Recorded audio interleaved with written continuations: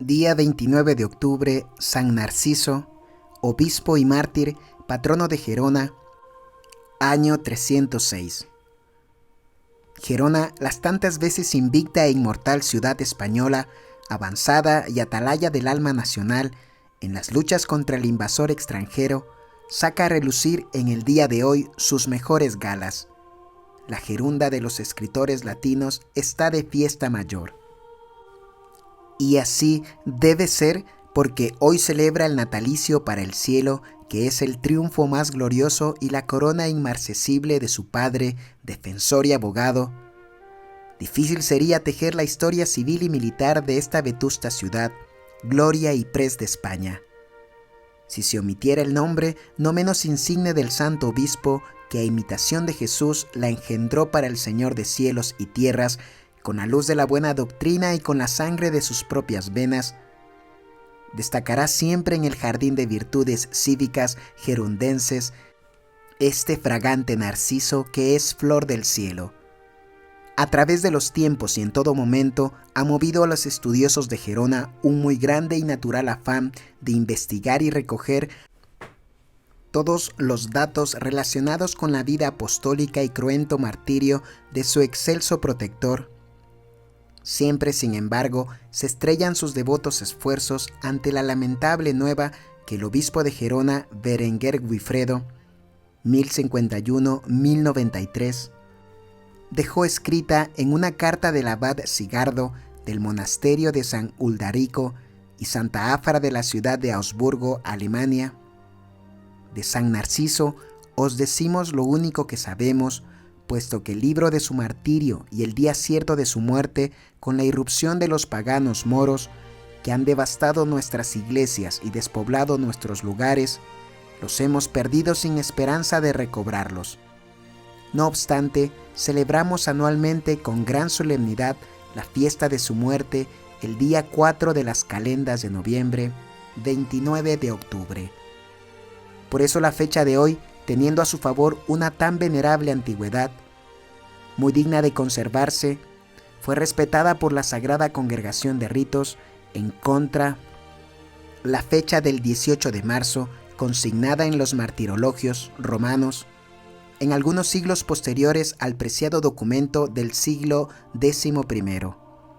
precisamente para conformarse con el día señalado en el martirologio romano. El obispo Jaime Cazador, a petición de los jurados y consejo de Gerona, la trasladó el 18 de marzo, pero habiendo disminuido en gran manera la devoción, efecto de este cambio,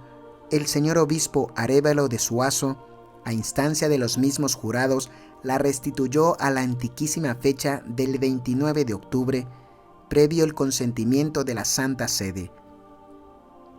Verdad es que, en atención a los deseos de su santidad, manifestados por el célebre cardenal César Baronio en carta italiana, adjunta a dicha concesión, se hizo en Gerona y continúa haciéndose especial y particular memoria del santo en el día 18 de marzo de cada año, cuya celebración es conocida popularmente con el nombre de Voto de San Narciso. Cuna y linaje del santo. Nuestro preclaro mártir nació entrado ya el siglo II en la baraúnda de datos inciertos y de conjeturas más o menos probables acerca de la cuna que le vio nacer, así como sobre la primera etapa de su vida. No falta quienes, apoyándose en cronicones críticamente muy sospechosos, aseguran no solo que Gerona es la patria chica de Narciso, sino que también nos dan noticias de su linaje. Según ellos, sus padres se llamaron Lucio y Serena, eran de noble estirpe, tenían cercano parentesco con Pomponio Paulato, arzobispo de Toledo, y descendían de una esclarecida familia patricia de Roma. En aquel tiempo, añaden, existía en Gerona una famosa universidad, sostenida a expensas del erario público, en la que podía la juventud dedicarse al estudio de las letras humanas y de la filosofía, bajo la dirección de maestros tan notables como los celebrados oradores Rufo y Cayo Paulato y el no menos famoso Lucio, orador español de la Bética, que fue profesor de Zaragoza, Gerona y Roma, de donde deducen que San Narciso debió dedicarse al estudio de la literatura y de las ciencias naturales, para emprender luego el de las divinas escrituras, llegando en sus mejores años a una altura tal que con el prestigio de verdadero oráculo convertía a la fe cristiana a cuantos tenían la dicha de oír su predicación admirable. Otros, en cambio, queriendo compaginar su natural deseo de tenerle por paisano con la rectitud de la crítica histórica, dejan por fabulosas estas noticias y se contentan con señalar a Gerona como lugar de origen de San Narciso, aunque se lamentan de las tinieblas que rodean la infancia y adolescencia de su padre en la fe. No deja de tener fundamento la opinión de algunos que ven en el santo a uno de aquellos obispos católicos que, sin sede fija ni determinada, recorrían los pueblos ejerciendo en ellos el ministerio de la predicación evangélica. Finalmente, hay quienes tienen por más verosímil que San Narciso, venido de Augsburgo, tomó entonces a Gerona por sede fija y permanente, y que en ella, después de unos 3 años de esforzados trabajos en pro de la extensión de la doctrina de Cristo entre los habitantes de esta ciudad, confiados a su apostólico celo, un buen día para él, pero de tristísimo recuerdo para su grey, que quedaba abandonada, terminó su carrera gloriosa y felizmente. Por tierras de Alemania, conversión de Santa Afra y sus familiares. Corría el año 303. De nuevo quiso el Señor probar en el crisol de la persecución la fidelidad de sus seguidores. Se valió esta vez del voluble emperador Diocleciano, que la decretó generar en el mundo de Roma. Esta es la causa, según nos refieren las actas del martirio de Santa Afra, de ver al obispo Narciso, acompañado de su diácono Félix, por territorio germano, menos batido sin duda que las tierras cercanas a la capital del Imperio Romano. Llegan a la ciudad de Augsburgo, antes Augusta, y no sabiendo dónde meterse, llaman a las puertas de una casa que resultó ser de una pecadora pública. Ella era conocida con el nombre de Afra. Los acogió con la mayor galantería y el más fino agrado, sin comprender que aquellos santos varones llegaban a su morada por amorosa providencia de Dios. Dispuso una regalada cena en obsequio de sus inesperados comensales, pero al ponerse estos a la mesa, depuesto todo respeto humano, hecha la señal de la cruz, empezaron a rezar oraciones y salmos. Admirada Afra de aquella novedad que nunca había visto, observó atentamente sus acciones y con un comedimento algo extraño a sus costumbres, preguntó quiénes eran. Entre maravillada y atónita, escuchó las palabras del santo obispo, lenguaje muy nuevo para ella, y como eran muy persuasivas las razones del intrépido apóstol, comenzó luego a sentir el influjo de la divina gracia, y en cuanto entendió que el que así le hablaba era un obispo de los cristianos, poseída de respetuoso temor y midiendo de una ojeada el abismo de torpeza en que se hallaba sumida, se postró humildemente a los pies del santo y exclamó: «Señor, indigna soy de estar en vuestra presencia, como no es posible hallar en esta ciudad otra mujer más pecadora que yo». Comprendió Narciso que la divina providencia acababa de ponerlo en el camino de aquella alma para hacer de ella un vaso de elección, y así comenzó enseguida a catequizarla. Gozosa Afra por aquel inesperado acontecimiento, llamó a sus criadas Digna, Eunomia, Eutropia o Euprepia, las cuales se prestaron con noble entusiasmo a escuchar la buena nueva. Entretanto, como sospecharan los paganos de aquellos forasteros, habían acudido a prenderles.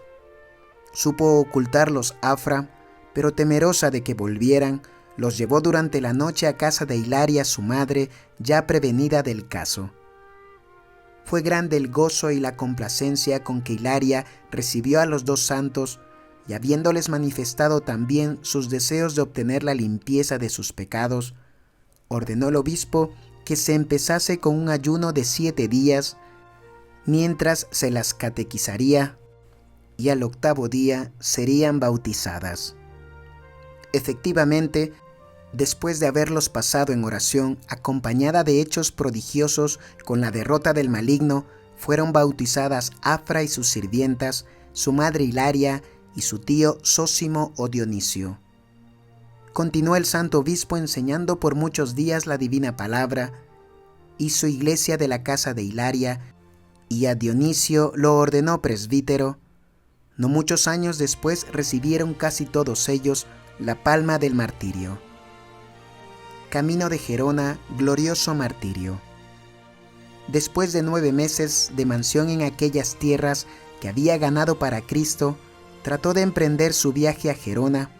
Dispuso cuanto estimó necesario para que se perpetuase allí el ministerio sacerdotal, indispensable para el régimen y dirección del pueblo fiel, y despidiéndose para siempre de la nueva grey que dejaba instruida,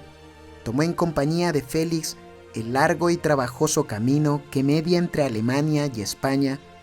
y tras un viaje de 6 o 7 meses a pie y sufriendo todo género de incomodidades y privaciones, llegaron a Gerona. Sus calles estaban aún salpicadas con la sangre de mártires recientes, entre ellos el intrépido diácono Félix, conocido con el nombre de El Africano. El bárbaro Rufino cebábase en el pueblo gerundense como lobo hambriento entre un rebaño de tímidas ovejas. No es de extrañar, pues, que encontrara la iglesia gerundense bastante quebrantada por tan horrible tempestad, en términos que eran muchos los que vacilaban en la fe. El santo procuró confortarlos, exhortando a todos a seguir constantes y con mayor firmeza los caminos de Cristo. Reunió luego a los fieles de ambos sexos y les refirió cómo Jesucristo, por su gracia y gran misericordia, había obrado en Augsburgo la conversión de insignes pecadoras y multitud de vindelicios, para ejemplo de penitencia en todos y para que la virtud se viese ensalzada entre los gentiles. Lo oyeron los gerundenenses, derramando copiosas lágrimas y dando gracias al Señor, que no permite que ninguno se pierda, sino que desea que todos abracen la penitencia y consigan el perdón de los pecados. Entretanto, habiendo abandonado estas tierras el cruel prefecto Daciano y su delegado Rufino, a consecuencia de la abdicación de los emperadores Diocleciano y Maximiano Herculio, pudo nuestro santo desplegar su celo apostólico no solo en el ámbito de Gerona y Ampurias, sino que lo extendió también por otras tierras de España. 2 o 3 años pasó en estas santas correrías, y a la par que engendraba nuevos hijos para la Iglesia Católica, aumentaba el número de sus enemigos declarados o encubiertos, en quienes no acababa de extinguirse el odio al cristianismo. Habiendo, pues, cesado la persecución que podríamos llamar oficial, no faltaban conatos de persecución popular sostenida con aquiescencia de las autoridades imperiales por el fanatismo de los gentiles. Y así fue como éstos se pusieron de acuerdo para tramar la muerte del santo. Cuando estaba en Gerona dedicado al cuidado y solícita instrucción de los gerundunenses, cuyo estado no dejaba de ser bastante triste a causa de estos resabios de persecución. Llegado el día en que se resolvió llevarla a cabo, se apostaron algunos en la sombra de la noche para espiar el momento oportuno de realizarla. San Narciso entró como de costumbre en una cripta o subterráneo, fuera de los muros de la ciudad, pues es verosímil que en tales casos está fuera el lugar de reunión y refugio de los fieles para la celebración de los ritos sagrados, sepulcro asimismo de todos ellos. Probablemente donde está enclavada la excolegiata de San Félix, en cuya parte lateral derecha tiene el santo obispo dedicada una monumental capilla. No bien se hubo preparado lo conveniente para el santo sacrificio de la misa, y cuando se disponía a celebrarla, asistido por su diácono Félix, invadieron los asesinos el cementerio, forzando sus puertas y dirigiéndose a la capilla, se precipitaron en ella con estrepitoso tumulto y llenaron de insultos a cuantos oraban ante el sagrado altar. prorrumpiendo en horribles blasfemias, y dirigieron al santo los más injuriosos dicterios. En medio de tal confusión, los malvados se abalanzaron sobre él y le arrebataron del altar. Le infirieron 3 profundas heridas, de las cuales falleció.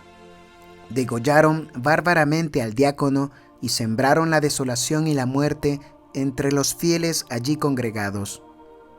De esta manera, coronó el Señor al esforzado atleta del cristianismo, al intrépido confesor de Jesucristo.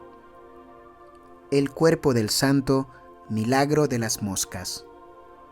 Es muy natural que los cristianos, tan pronto como les fue posible, dieran a su glorioso cuerpo decente sepultura,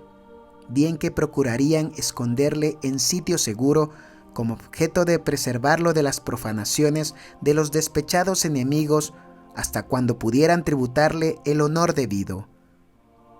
Es lógico también que en la invasión árabe del siglo VIII permaneciera escondido su cuerpo sagrado, puesto que no ignoraban los habitantes del país los vejámenes cometidos por los musulmanes en su irrupción. Sabían, aún antes de la conquista de Gerona por ellos, lo que la suerte les reservaría ante el fanatismo e instintos brutales de los seguidores de Mahoma. Libertada Gerona en 785 por los ejércitos francos, es de suponer que se reanudaría el culto al santo mártir. Si bien históricamente no tenemos noticias hasta el siglo X, en tiempos del obispo gerundense Mirón, 970-984, en que fue hallado prodigiosamente íntegro. Así da a entenderlo también unos años más tarde, en 1022, el famoso obispo de Vic y abad de Rípoli, Oliva, en un admirable sermón panegírico que pronunció en la iglesia de San Félix con motivo de la fiesta del santo. No deja lugar a dudas el testimonio irrefutable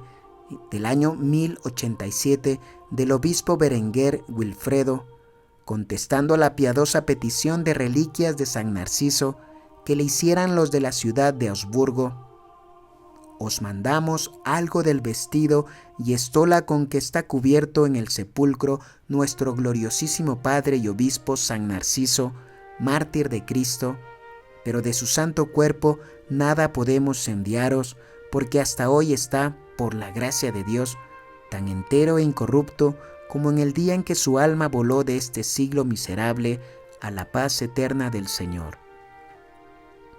Hasta 2 siglos más tarde, año de 1285, con motivo precisamente de la profanación monstruosa del cuerpo del mártir por los soldados del rey de Francia, Felipe el Atrevido, no aparecen noticias de carácter cierto e indubitable sobre las reliquias del santo.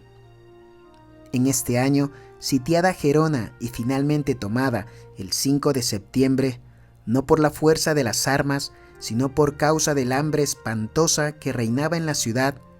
el ejército franco, a las órdenes de dicho rey, en lucha abierta con el de Aragón don Pedro III, entró en Gerona. Los soldados se dedicaron durante varios días al saqueo de la ciudad, profanando con sus animales los templos para hospedarse en ellos, llegando hasta ultrajar el sepulcro de San Narciso, cuyo sagrado cuerpo fue arrojado al suelo y arrastrado vilmente hasta fuera del templo. Tuvo lugar entonces un insigne y famoso milagro, pues apareció de improviso una multitud de moscas que con sus picadas les mató muchísimos caballos. Lo cierto es que el poderoso ejército invasor, adueñado de la ciudad y de sus feraces comarcas, la abandonaba a los 2 meses, retirándose a marchas forzadas y con aire de vergonzosa derrota. El hecho vuelve a repetirse en sucesivos sitios, como lo atestiguan bajo juramento en 27 de septiembre de 1653 unos ilustres soldados franceses, denunciando que, estando ellos juntos en Santa Eugenia sobre Horta de Gerona, donde el rey de Francia o sus ministros tenían puesto sitio contra dicha ciudad de Gerona, se echaron contra ellos gran multitud de extraordinarias moscas verdes y azules, las cuales mataron más de 2000 caballos franceses que al picarles dichas moscas se tornaban rabiosos y morían rabiando. No faltan datos de los sitios de 1675, 1684 y 1710, hasta el memorable hecho acaecido en 1809 durante la Guerra de la Independencia. Por la tarde del día 29 de octubre de este año se celebró la acostumbrada procesión en honor del santo, sin el menor desorden, como si no estuviese la ciudad rodeada de baterías y enemigos, y sin embargo, desde la montaña de Montjuich estuvieron haciendo los franceses todo el día vivo fuego de fusil que enfilaba algunas calles por donde hacía curso la procesión. Varias veces, durante su recorrido, en medio de un silencio solemne e impresionante, se vio caer muertos o heridos, pero sin un grito, sin un lamento, o varios de los piadosos asistentes, los cuales eran sin ruido alguno, inmediatamente retirados, mientras la procesión seguía su curso. Patrono de la ciudad y obispado de Gerona, generalísimo y especial protector de Cataluña. ¿Quién extrañará, pues, que sea tantas veces secular la devoción de los gerundenses hacia San Narciso? ¿Quién se maravillará de verle ya invocado en 1387 como patrono de la ciudad y que más tarde su majestad el rey Carlos II, que tenía particular devoción y veneración al santo y un gran deseo de que se aumentara en sus dominios y señoríos, lograse de la Sagrada Congregación extender la fiesta de San Narciso en todos los reinos sujetos a la corona de España? ¿Quién negará que es altamente emocionante el relato de las súplicas de los jurados de la ciudad ante la imagen del santo con motivo del sitio de Gerona en el año de 1684, así como notabilísimo el testimonio de gratitud expresado en un acta capitular del mismo año? ¿Quién finalmente no rubricaría el acuerdo de la Junta Superior del Principado de Cataluña, reunida en congreso en la ciudad de Manresa, con todos los representantes de los corregimientos y partidos de Cataluña, por el que acordaron con unánime voto, en sesión celebrada el 24 de noviembre de 1809, no solo aprobar el nombramiento que había hecho Gerona en julio del año anterior de generalísimo y protector de la misma, sino también nombrarle generalísimo y especial protector de todo el Principado? ¿O quién no suscribiría la petición que hizo el obispo de la diócesis en el pontificado de Pío IX, por el que fue declarado San Narciso patrón principal del obispado? Ningún español dejaría de admirar con gran aplauso en la ex colegiata de San Félix de Gerona la magnífica y grandiosa capilla de San Narciso, de severos mármoles y jaspes toda ella, presidida por el altar sepulcro del santo, cubierto de plata en sustitución de los otros de piedra que todavía se conservan, levantado todo por el fervor del pueblo con las autoridades al frente. Entrar en ella es entrar en un relicario de fe y patriotismo, puesto que a uno y a otro lado de la misma hay como centinelas siempre en guardia el sepulcro del invicto Álvarez de Castro, devotísimo por cierto del santo, y el de las gloriosas heroínas de Santa Bárbara, mártires todas de su propio honor y del honor de España. Por todo ello, devoto auditor, si alguna vez te cabe la suerte de postrar tus rodillas ante la imagen del obispo mártir, remate del Sagrado Sepulcro que en 1936 los sin Dios y sin patria dejaron vacío de reliquias, no olvides el estribillo de la letrilla popular: mártir de invicto valor, honor de este principado, Narciso, amable abogado, atended nuestro clamor, que es una oración por nuestra Madre la Iglesia Católica y por la católica España.